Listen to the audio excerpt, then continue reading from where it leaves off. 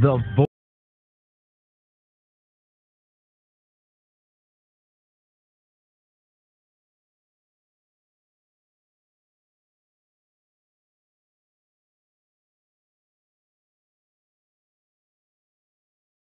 So let's get right into it. The Mountaineers defeated Radford by the score of 67-51.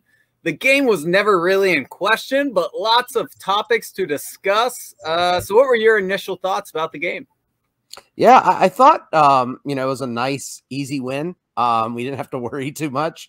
But, kind of looking at it and watching the game, the offense was pretty much Taz Sherman, and then the second option was Taz Sherman. So really didn't learn much about our secondary scoring options, which, kind of concerns me against a team like Radford, who played hard, but clearly didn't have the players out there that could really, hamper some of the players that they did. So, yeah, that was really the only concerning thing, but it was great to not stress out over a win for the first time in a while.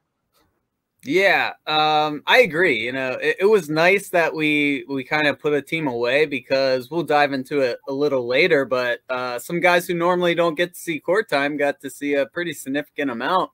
And but yeah, you bring up a good issue about Taz Sherman being really our only offensive scorer, which that's really concerned me all year.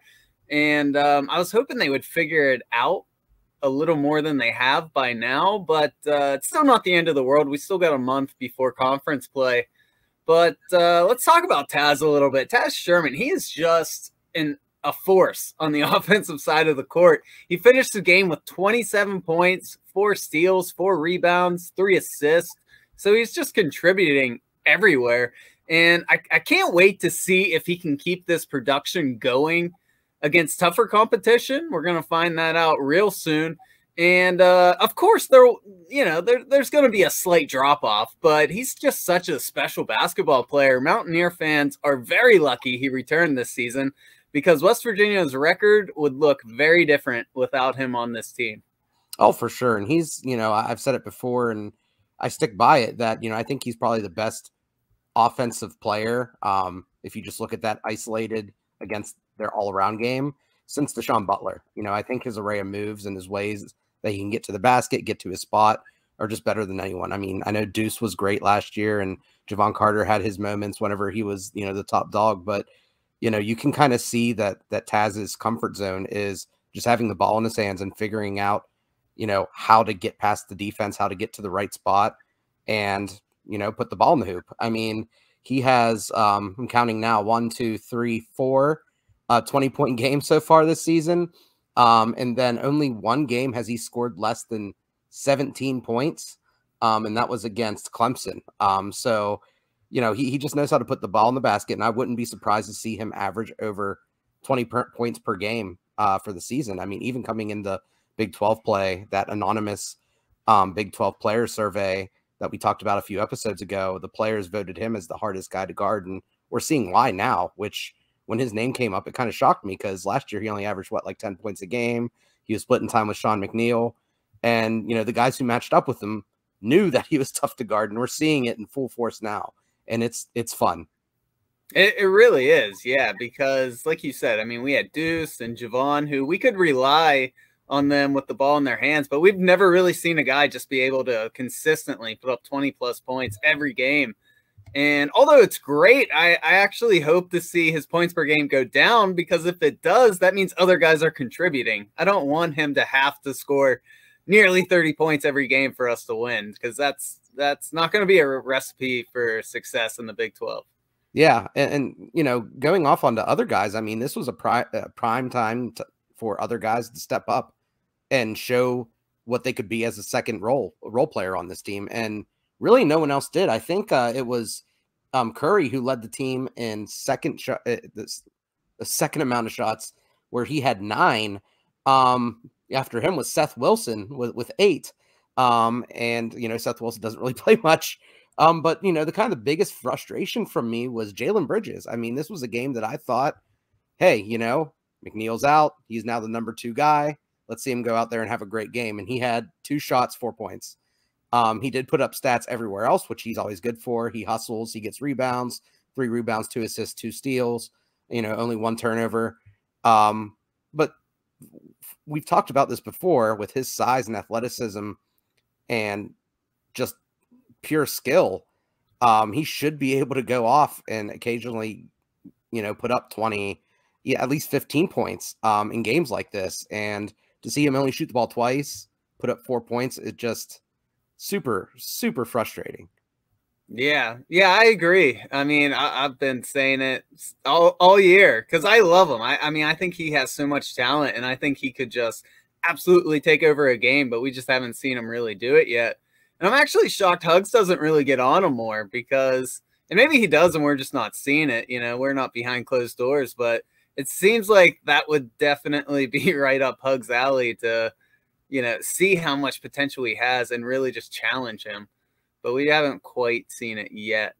I think the thing that kills me most about it is, when you see him, one-on-one isolated against, whether it's someone who's less athletic than him or someone smaller than him, he just doesn't even think about it. It's immediately, I don't got an open shot, I'm passing. I just don't understand that mindset. I mean, obviously I'm not an athlete, so I would pass the ball, but if I was, 6'6", 6'7", and could dunk the ball, then I would probably at least give it a try until it failed. And I think, there's no reason for him to be scared either, because even if he does have a bad game and he puts up 10 or 12 shots and only makes 2 or 3, I would rather see him try and fail than to not try at all. Sure. I mean, we've even seen that from Taz this year. I forget which opponent it was. Might have been Oakland real early on, but he put up a ton of shots and didn't make very much.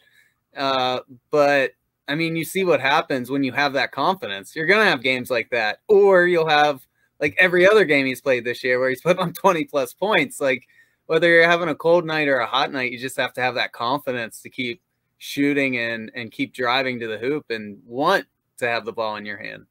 Yeah, absolutely. So, another positive from that game, though, another guy who really impressed me was Polycap. I mean, this looked like one of his best games of the season, and maybe it was his breaking out party. Maybe last game, the game before it was. I don't know. I mean, he's just been playing really well these past few games. I don't want to get too excited because I know he's clearly bigger and stronger than some of these bigs on these weaker opponents, but he's looked impressive on the offensive and defensive side of the court. Against Radford, he scored 7 points, shooting 100% from the floor and from the free throw line. In fact, he hasn't missed a field goal in 3 straight games. Granted, he's only 7 for 7, but still, if he's going to be limited with his shots, I love it that he is putting it in the hoop when he does decide to shoot. And a lot of these are putbacks, but he's still contributing everywhere. He had 5 rebounds. He didn't play a ton of minutes because, like we said, some younger guys got playing time this game. And he had a big highlight reel block. It was very Kanate-esque. I hope we see more of that this year. But what did you think about his performance?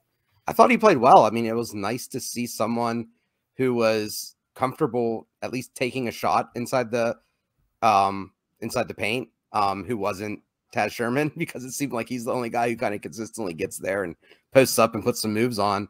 Everyone else, it just kind of seems like they get a little bit scared, kind of question what they want to do next. And Polycap, like you said, the past few games, he actually seems assured of himself and ready to make a move and try to at least put the ball in the basket. And it's been going in. I mean, this may not be something that's consistent, but still he's trying. And that's what we need. We need someone to put in the effort.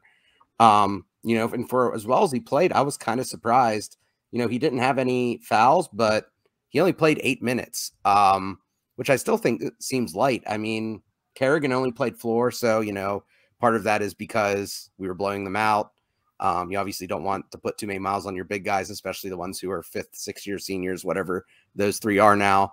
But I would have liked to see him get a little bit more run time in with the guard, the other players later in the game, because maybe you can dump off some balls to him in the post and, just get him more in a rhythm. Even if he misses a couple, just see what he's been practicing in game time and give him some more confidence to do that in the future. Yeah, I'm with you. And I'm sure Hugs was just, like you said, not, trying to save their bodies early in the season and not trying to overplay him too much. But yeah, for 8 minutes, scoring 7 points, 5 rebounds, I love the way he's been playing lately, and I hope we see more of that down the road. Also, he has some familiarity with UConn because he played for DePaul last year. So we'll see if maybe that's a factor since he's familiar with the Huskies. Yeah, definitely. Another player I kind of wanted to talk about too. Didn't really get to see much of him, but he did play, and that's James Okonkwo. He was 1 for 2, had a couple rebounds. He did dunk the ball. He was a player early in the season that it sounded like he was going to redshirt, but as he practiced more, Huggins kind of was on the fence on whether he was actually going to redshirt him. Then he injured his foot. But I guess he was healthy enough to play 5 minutes this last game. It'll be interesting to see if he becomes a bigger, has a bigger role going down the stretch, because he is more of an offensive big, which we don't have. I think Polycap, Gabe, and Kerrigan are all pretty similar in what they can do. I think Gabe's a little bit more athletic than those other two, so he can do a little bit more, but Polycap and Kerrigan are almost carbon copies of each other. Mm-hmm. So if we ever do need that offensive spark from a big, it'd be interesting to see if Hugs would turn to him, especially with non-conference play winding down. This would be the time to get him more minutes and get him ready before the Big 12 play. Because I think if he doesn't play, many more games before Big 12 play, he will redshirt, because you can't just throw him in there against the Big 12 and expect him to have a good freshman season. Yeah, I heard, I think it was about him. Someone asked Huggins about redshirting somebody, and he basically did not sound like he was for redshirting many people. But yeah, I wanted to give a shout out to all 5 guys who typically don't get a lot of playing time. We had Seth Wilson, Sini Najai, I think is how you say it. I think. Najai, okay. Man, some of these names, I was like, oh, God, I'm going to butcher them.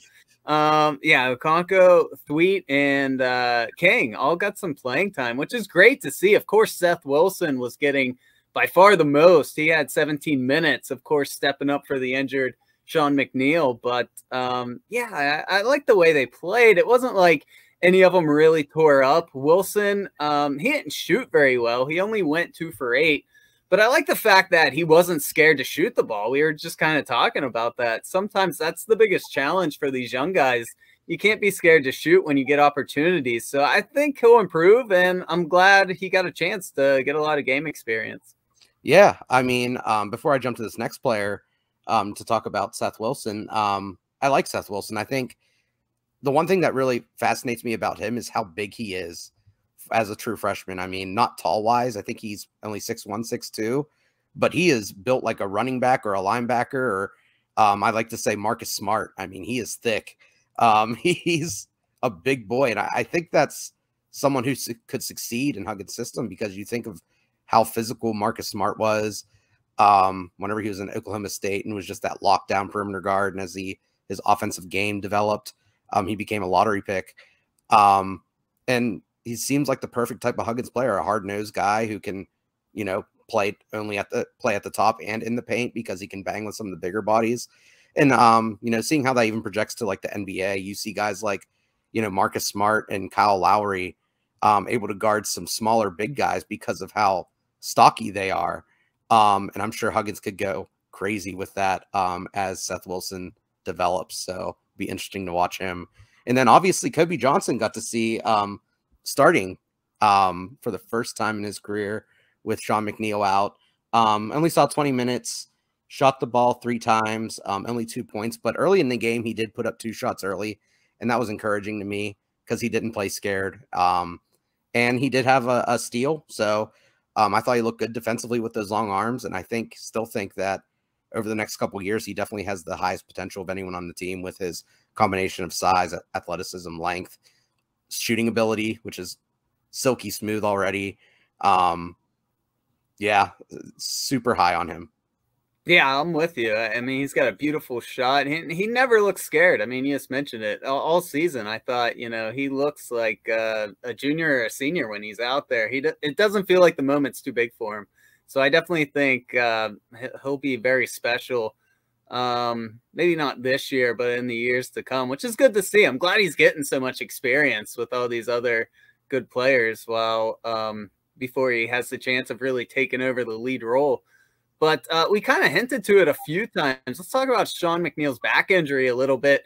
He missed the Radford game, and as of now, we're not sure if he's playing or not against UConn. Have you heard anything? No, I haven't heard anything yet. Yeah. Obviously, it'd be nice to have him back because whenever we get into UConn, they are a hot shooting team. So yeah, for we need sure someone to neutralize them. Yeah, that could be a big loss for the Mountaineers because, yeah, like you said, they're going to need plenty of points against a quality opponent like UConn. But honestly, if his back isn't feeling great, I think I'd rather see Sean just sit this one out because, one, I don't want him to have a lingering back injury all season, so I want him to heal up if it is still bothering him. And two, his game is a deep three-point shot, so it's hard to put up quality deep balls when your back is just shot out there. So if he's not feeling good, I hope they just rest him. You know, it's not a conference game. Obviously, it's UConn. It's an old rivalry, and we want to win. But I'd rather have him rest up. And, you know, we just talked about it. Kobe Johnson or someone else can step in and give you quality minutes. Yeah, I agree because, like you said, he is as a jumpsuit shooter. You know, you need to use your back and your core muscles quite a bit. And the risk of re-injury and having him be out for a significant amount of time in Big 12 play would hurt us even more. Obviously, getting a big win against UConn, potentially getting ranked with a win would be huge, but I'd rather be ranked in March than in December. Yeah, I'm with you.